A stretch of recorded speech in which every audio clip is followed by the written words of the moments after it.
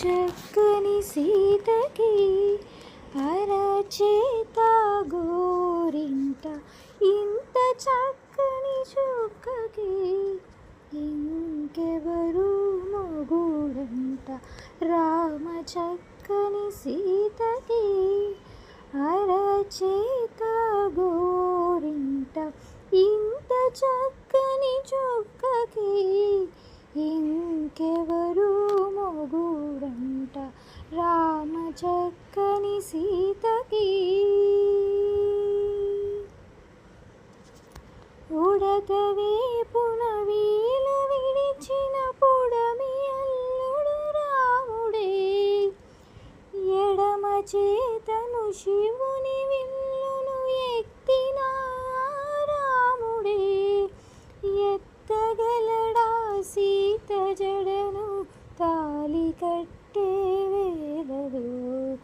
రామ చక్కని సీతకి అరచేత గోరింట ఇంత చక్కని చుక్కకి ఇంకెవరు మొగుడంట. రామ చక్కని సీతకి ఎర్ర జాబిలి చేయి గిల్లి రాముడే అని అడుగుతుంటే చూడలేదని పెదవి చెప్పి చెప్పమని కన్నులు చెప్పే.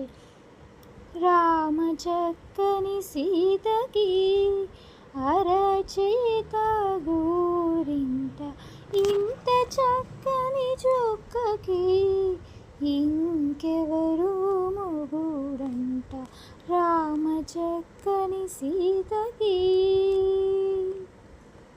చుక్కనడిగా దిక్కునడిగా చెమ్మగిల్లిన చూపునడిగా నీరు పొంగిన కనులలోన నీటి తెరలే అరుంచిని.